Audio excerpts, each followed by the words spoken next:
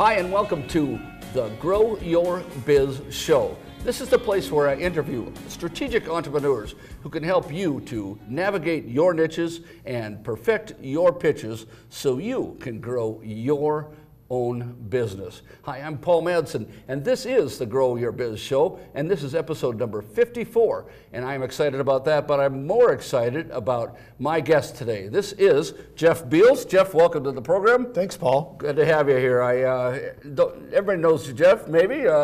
Jeff's got a wide swath in media and internet and publishing and so on, in the sales world mostly. And Jeff, well, thanks for coming out today. I have one big question for you. How many jobs do you have? Oh, probably 5 or 6. I lose track of them. And again, they're not jobs. Some of them are businesses, but you've explained to me off camera that some of them overlap. But just tell the audience what kinds of all the different things you have going on. Sure. I am the owner of Jeff Beals Associates, and we do sales training, sales consulting, and coaching worldwide, based here in Omaha. And I've been doing that business for about 9 or 10 years. Okay. Yeah, and then as a speaker in that business, I've spoken in 41 states and 5 countries. So it's definitely a global thing, and growing nicely. At the same time, I'm Executive Vice President at NAI NP Dodge Commercial Real Estate. Okay. That's here in Omaha. It is the commercial real estate division of the NP Dodge family of companies. Okay. And in that role, I do agent recruitment, agent training and coaching, basically anything that helps our 35 commercial real estate agents get better and more efficient in their selling. Wow, well, that's a plateful. You didn't mention the radio show, or did you? No, and then as part of my work at NP Dodge, I host the Grow Omaha radio program on News Radio 1110 KFAB. I've been doing that for about 15 years. Wow, that's a long run. Yeah. My co-host Trenton Maggott and I work together. We've been doing that, and that show is designed to get people more confident in the Omaha economy and the Omaha marketplace, and excited about it. Well, it's economic development. Bingo. On the radio. Right. Not the phone, the helps radio. us promote NP Dodge. Right. Yeah. Well, sure. So it all does kind of go together then. That's interesting. And did we cover, you also have the Sales Leader Mastermind group. Tell us about that. And that's affiliated with Jeff Beals and Associates. Okay. But the Sales Leader Mastermind group is a group of chief sales officers, whether they be the vice president of sales or the president of a company, anyone who personally oversees sales at a company, they can be in the group. We've got 8 people in that organization. It's just wrapping up its first year, and they go through an intense program. 4 times a year, they meet in person for a full day, and we go through various educational components designed for chief sales officers. But it's also a lot of facilitated peer-to-peer stuff. They use each other as kind of their personal board of directors. I like that, personal board of directors. Exactly. We all need that, I think. It's as people consider being an entrepreneur, maybe the first time, or a solopreneur, or starting to just a little venture of their own. It's very lonely, and so you're talking about a way to bring people together and support people. And that really works, doesn't it? It does, and that word lonely that you used is very appropriate, because if you're the chief sales officer at a company and you have a serious issue, who do you go to? I guess you can go to your boss. You don't want to tell your CEO that you have a problem. Well, you don't want him to lose confidence in you. Exactly, yeah. And you can't go to your staff. No, they're reporting to you, looking for you, inspiration from you. And most of the time your spouse doesn't understand what you're going through at work. Usually not. And so that's why Mastermind a group is so valuable. And it doesn't necessarily have to be a paid, facilitated, led, organized mastermind group like mine. Some people will just create their own. Yeah. But that group of people who are interested in your success, that you can count on in a completely and strictly confidential environment, is very powerful. Oh, it's everything. I lead some courses, as I mentioned once, at Metropolitan Community College, and it's about forming your niche, forming your pitch, and so on.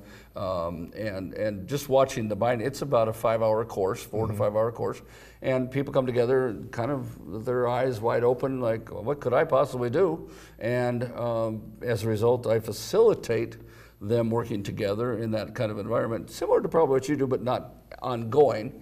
And the point is, I just it's a lot of fun watching people grow, isn't it?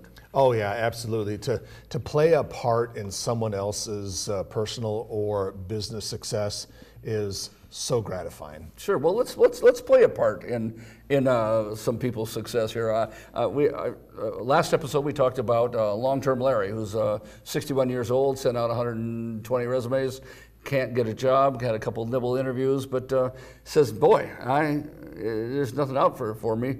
I wonder if I could form my own business." And we talked earlier about how he can assess some of his skills, how he can figure out what he should do, and let's talk about how Larry maybe defines some of those skills. How can he go about refining that package of assets, of attributes out there to bring himself to market? What should he do after he kind of knows what he might want to do? Mm-hmm.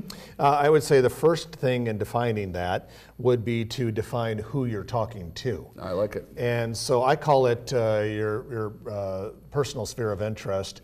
Some people would call it your personal target audience. But at any rate, there's a group of people out there who have an impact on whether Larry would be successful. And so among that group of people, he needs to be a celebrity in your own sphere of interest, as I like to call it. Well, interesting. And so he needs to find, these are the people that could hire Larry, could become Larry's customer, could get Larry onto a board or a committee that he wants to be a part of. I mean, let's say Larry is in charge of fundraising at his place of worship. Anyone who could be a donor is in Larry's sphere of interest. Yeah. And he wants to make sure he's famous among that group, but he's got to define that group first. Well, yeah, he has to know. I mean, we've already talked about what he has to offer, and your target audience, your market, your avatar. What is your, who is your niche? And niche building is so important, I think, as far as doing it. I think of examples. I came out of the headhunting recruiting world, and I learned of that's where a client, a company, medium or large company, will pay our firm a fee if we give them a very qualified person that they hire. Mm-hmm. And so it's all about niches. For a while, I just happened to develop a niche in what was called then IBM System 38 programmers, RPG language. That's niched. Yeah, it was niche. Yeah, and it turned out, Jeff, that I ended up knowing. I don't know how it happened. It just evolved.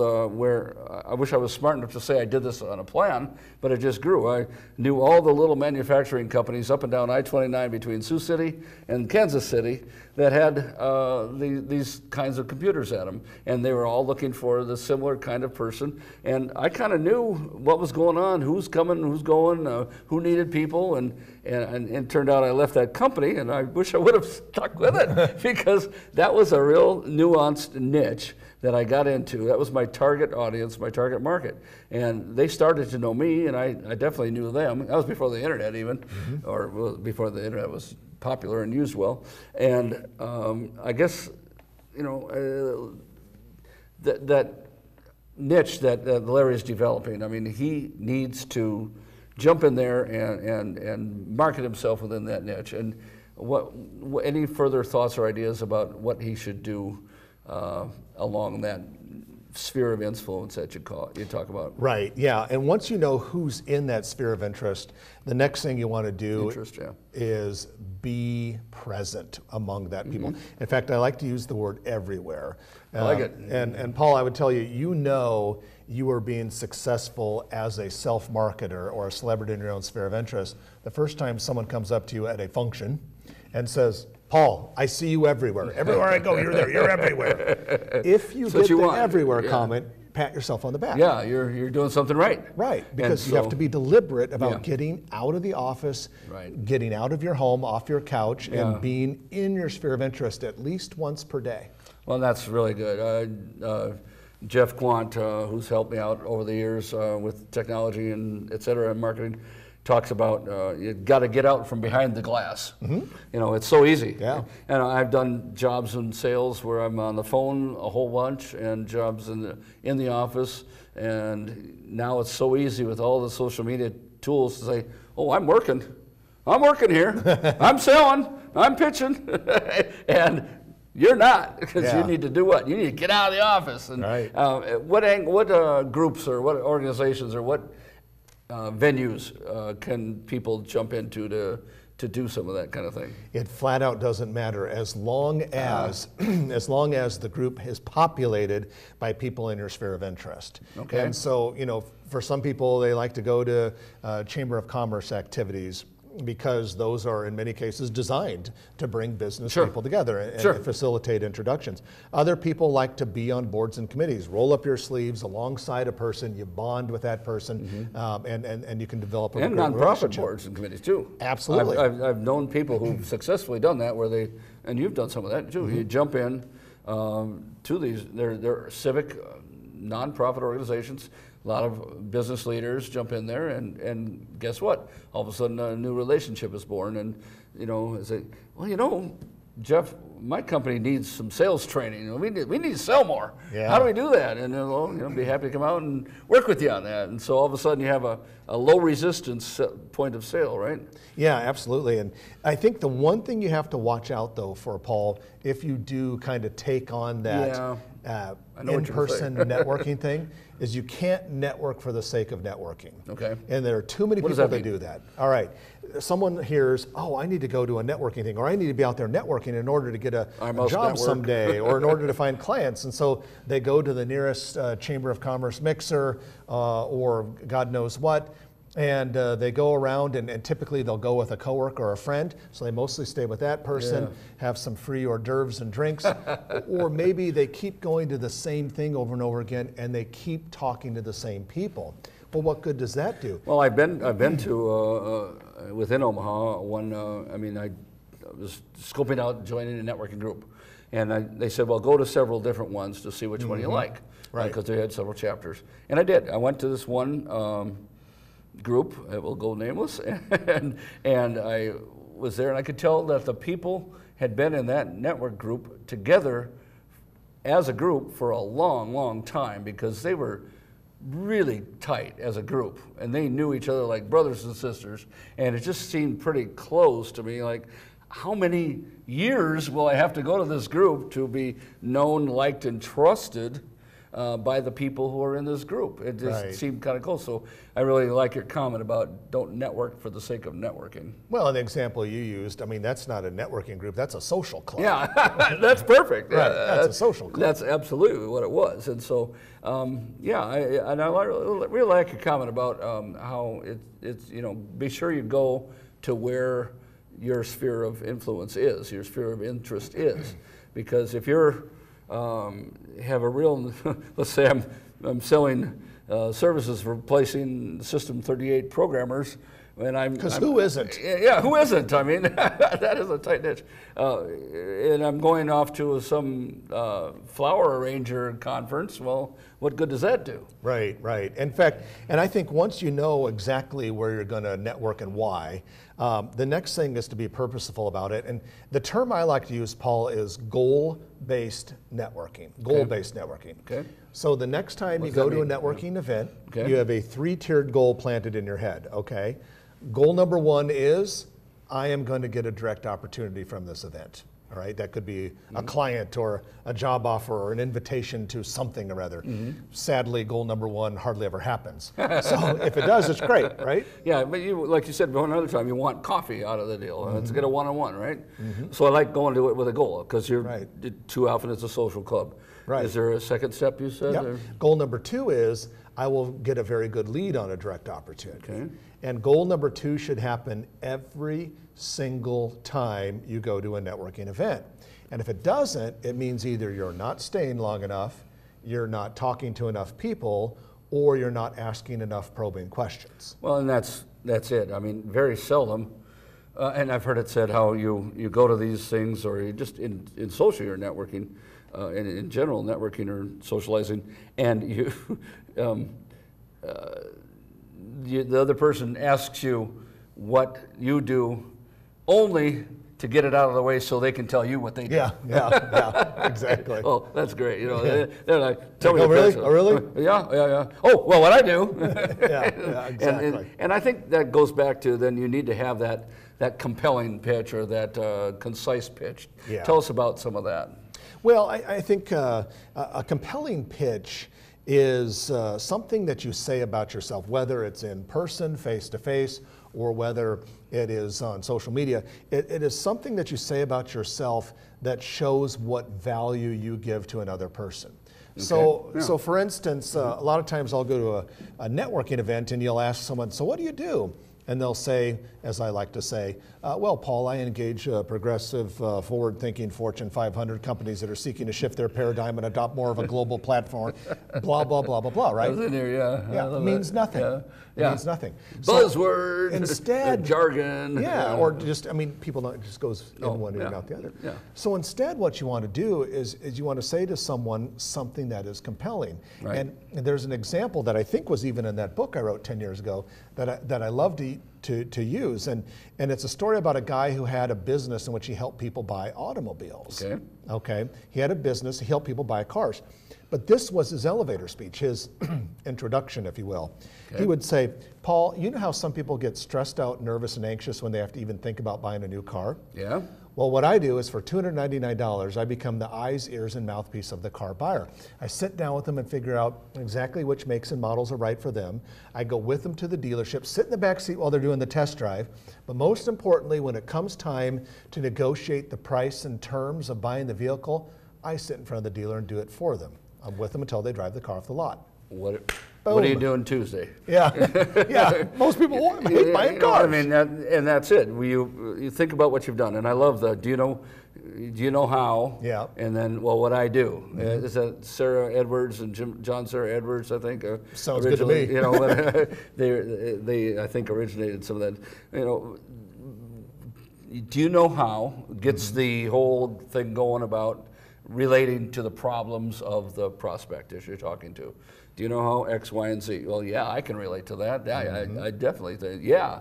Well, what I do is, and then like you just said, list out in great detail, concise and compelling. It was less than 30 seconds. It was, yeah, and what the problem is, what the solution is, and what the end result is. You know, resulting in the car you're going to drive for life or whatever it was. And I think that's just perfect because that's what people need to do. You know, do you know how most people, and it sounds a little less like a sales pitch. Instead, it sounds like I'm friendly. Jeff, do you know how most people who are wanting to start a business aren't sure what their skills are and where they want to go with it? You know, well, what I do is provide a television show, a social media show, which gives them, you know, and blah, blah, blah. We go on down the road from there. And so I think, tell us what your elevator pitch, your sales pitch is. I mean, you have several probably. Yeah. Do you have a 30-second one? You know, I try not to do one that is really scripted sounding and canned like that, because I am such a solutions-based seller that I will vary that based on what I sense the environment is like. And that's good. That's good because nobody really wants canned. Right, yeah. You know, and I've used a sort of a canned one at my networking group, and even though they know me and maybe they even like me, I'm not sure. You know, I can still see eyes glaze over, even though it's 25 seconds long. Yeah, you know, and so I think it's about being authentic, isn't it? It is, because you know sometimes people will say, "Oh, you should come up with something really catchy." Like I help people with such and such problem, and a lot of times they'll even have a little rhyme to it or whatever. And I steadfastly do not recommend that. Okay. I think that I would rather just strike up a quick conversation. I'm going to ask you a thing or two about yourself, and then when you say, "What do you do, Jeff?" I'm going to respond with something really short that comes exactly at something you already said to me. Can you give an example of that? Well, you know, let's say that, we sit down and I say, so Paul, what do you do? I ask you first, and you say... I have a social media and television show which helps entrepreneurs launch their own companies. And I'll be like, so why do you do that? Well, after 30 years of helping people market themselves with resumes and with interviewing and things like that in the recruiting space, I have found that I have a joy and a gift for evoking the strengths and the marketing out of people helping them to market that. And then me, since I work with people and consult with companies on how to sell better, my next question is going to be, so how do you monetize that? And and then maybe a question might be, what trouble do you have getting people to sell for you? More probing questions, like you mentioned. Right. And unless it comes down to listening. Right. Instead of me and talking. Really hearing.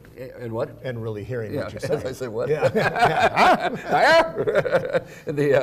I mean, it really is about that, because so often too many of us don't feel listened to or heard. Right. And it's really is.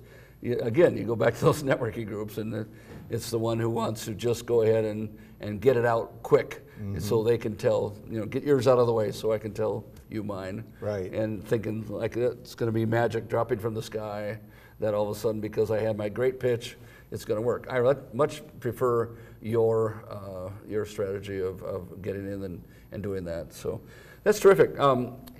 We talked about long-term Larry before, and and helping him to form his pitch.